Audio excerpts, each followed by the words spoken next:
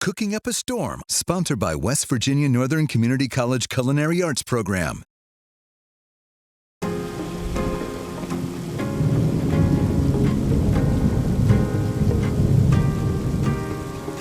We're cooking up a storm in the latest edition. It's all things pumpkin. As we get into fall now, everyone's craving pumpkin. The PSLs, the pumpkin spice lattes. And you go to the grocery store these days, it's amazing what you find with pumpkin. Pumpkin cereal I saw, pumpkin anything. They put pumpkin on everything. And the grossest thing is, this is something you don't eat, but the grossest thing I've ever seen with pumpkin, you know, they have like those man wipes. They had pumpkin flavored man wipes, believe it or not. It's actually a thing. Trust me, you can find it at the store. This is going to be a lot better. This is pumpkin pasta, okay? Pumpkin pasta with sausage.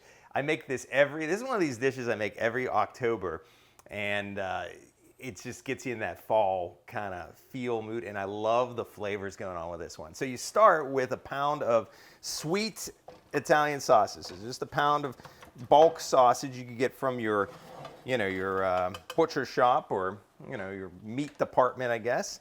And we already had that browning just to save some time. So once that's nice and brown, we are going to take your sausage. It's all ground up. I love the flavor of sweet sausage. And make sure you use sweet. You don't want to use a hot Italian sausage, but there's some sage in there, and we're going to add some sage to this as well. So then we're going to get a little bit of EVOO, extra virgin olive oil, put it in the bottom of our pan. And this pan's pretty hot. So we're going to get going and put some onions in here. We got the onions. And these guys are going to have to, do their thing, sweat away here until you get them nice and tender for about 3 to 5 minutes. We're also going to add just a little bit of garlic. I went with the easy squeeze-o garlic right here, but you can chop up your own garlic if you want. And just give this a little bit of a stir. And these guys are going to get nice and tender. So you want your onion to be tender. This is going to be your first base of flavor, the onions and the garlic. Smells delicious. This dish, I think because it has sage in it, it reminds me of Thanksgiving. You could easily, it may be a little heavy as a side for Thanksgiving side dish. This is almost, pretty much a meal on its own, but if you really wanted to, you could maybe make it like as a side for Thanksgiving. And then what we're gonna do is we have our sage right here. I love sage. I wish you could smell sage. And the texture of sage is great. And it's that herb that reminds me, I think, of fall, reminds me of Thanksgiving. This is I believe a French technique, chiffonade. So to do this is just a fancy way. Chiffonade is a fancy word to make it, you ball it up as best as you can, and then you go like this and you slice it. So it's just an easy way to cut this into little slivers like that. It looks kind of fancy too. So this sage, the aroma of the sage, this is going to be going into our pumpkin pasta. I always make this right, not on Halloween, because Halloween's kind of hectic, and I think we have like hot dogs or something for Halloween because it's easy. The kid, Declan's running out the door, and we're getting the chocolate and all that kind of stuff ready. So I make this a couple weeks before Halloween. But it's a staple. It's like tradition. Okay, I'm making the pumpkin pasta with the sausage today. We have our water boiling here. And always, I don't know where you get your pasta, but mine doesn't come salted. So I add a little bit of salt to the water. And we're going to use, you can really use any kind, but I like using a penne pasta. The grooves on the penne sort of helps make the sauce cling to it a little better. So that's why I like using a penne here. And let's see, how long this guy's got to go for. Got to keep an eye on it. 11 minutes. Okay, I'm gonna keep an eye on that. And you know what? I need another something to stir my pasta with. Get this going here. Okay. And then what we're going to do, so these guys are getting tender, nice and tender over here. So what we're going to do now is add a little bit of white wine, add a little bit of dry white wine. This is a cup of dry white wine, and that's going to go in here. This has to the alcohol has to come out a little bit, so you want to reduce it a little bit. The alcohol will evaporate out, so you want this to simmer away here for a couple minutes, just only about 2 minutes or so. And the wine's going to give it a little flavor too. And we're also going to add, at this time, we're going to add our sage and 1 bay leaf. Every time I add, like, when a recipe calls for a bay leaf, I'm always like, does this guy really do anything? But, we'll add it in there. You do want to remove the bay leaf when, of course, before you eat it. You don't want to eat the bay leaf, but you can definitely eat the sage. So we're going to plop our sage in here as well. And this is just all going to cook down a little bit. Give it a couple minutes.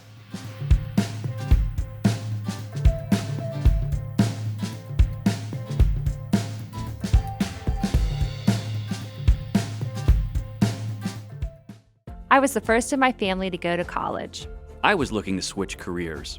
I wanted the highest quality, but most affordable option for a degree.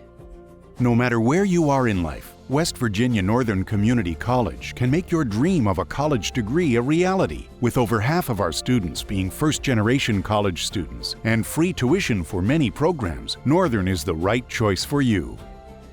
I can go to college. West Virginia Northern Community College. You belong here. Okay, a couple minutes have passed, so now our alcohol has evaporated a little bit here. That's all you need is a couple minutes. Still have our bay leaf in there, can't forget about that. Now we're gonna add the rest of our ingredients, and that is a cup of chicken stock. Now, if you're wondering what the difference is between chicken stock and broth, chicken stock is basically made with just the bones and vegetables, where the broth is the meat and vegetables. And so the broth is typically lighter. Your stock has a little bit more of a head for your heavier textures.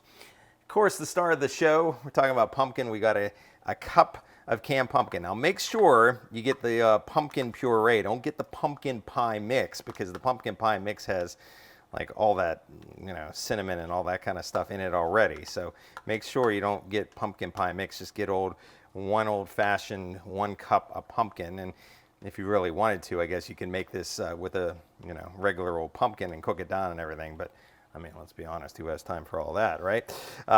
So that's why you go with a canned pumpkin. I remember a few years ago, you might just want to mix this together. Kind of looks like baby food almost, so the orange there.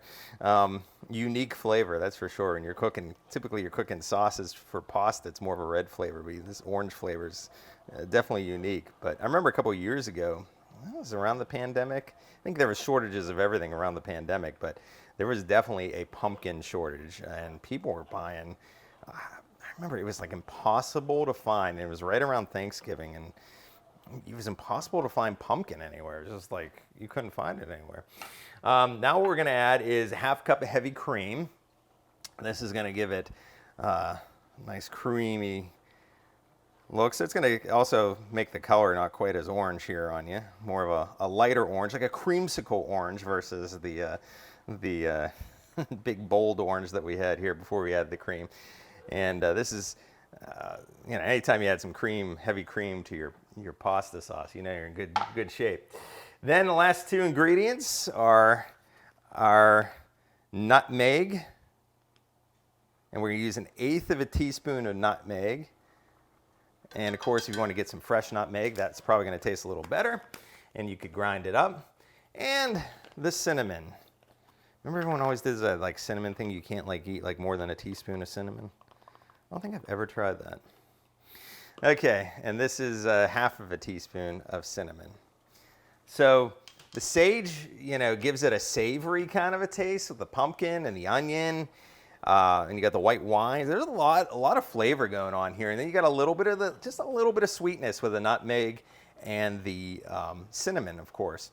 So what we're going to do now is add our meat back in here, and that would be our ground up sausage, sweet sausage that we ground up earlier. So this is going to have to go back in the pool, get back in here with all the other kids, and everything's going to come together. And what we want now is just a little bit of a waiting game to our pasta cooks, number 1. And number 2, we don't have too much time before the pasta's done, but number 2 is we want to let this sauce thicken up a little bit. So we're gonna give this about 10 minutes and let the sauce thicken up and put the noodles, and I'll show you what we'll put it all together and what it looks like and how it tastes.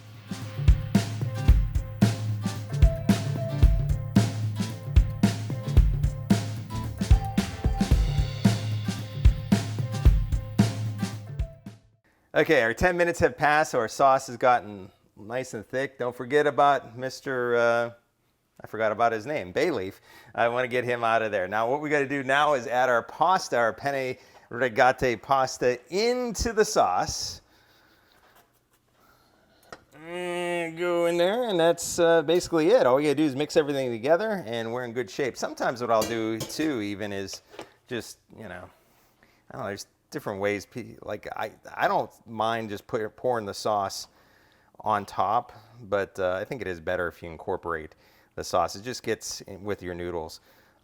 Sometimes I'll put a plate with just noodles and then pour the sauce on top. But this, I think it gets it clinging to the noodle a little better. The one reason why I don't like doing this way quite as much is because the as you can see, it's, unless you have a gigantic skillet here, that's what happens. You start losing things start popping off the side. So just grab a plate and scoop up fall in a plate right here. At least that's for me. Just take a little serving. You can see it's piping hot. Sometimes what I like to do too is add a little bit of cheese at the end, a little parm. That was probably a lot of cheese at the end. You grab a fork. You can serve this with salad. Make it a complete meal with a salad, a little bread, maybe a little pumpernickel. Okay, so this is our pumpkin sausage pasta. I need to get great. And this is one of these dishes too. You reheat it the next day. It actually tastes a little better than even the first time because everything, but great flavor in this one. Try it. I think you're going to like it, even if you're not a fan of pumpkin. You really can't taste pumpkin anyhow. I mean, real pumpkin, it just doesn't have a whole lot of taste to it. It's the cinnamon, nutmeg, or whatever. But everything just comes together here. You get the sage, the savory, the sweetness. It's a good dish, and I think your family is going to like it. It's going to be on your fall menu. Thanks for joining us again on this latest edition of Cooking Up a Storm.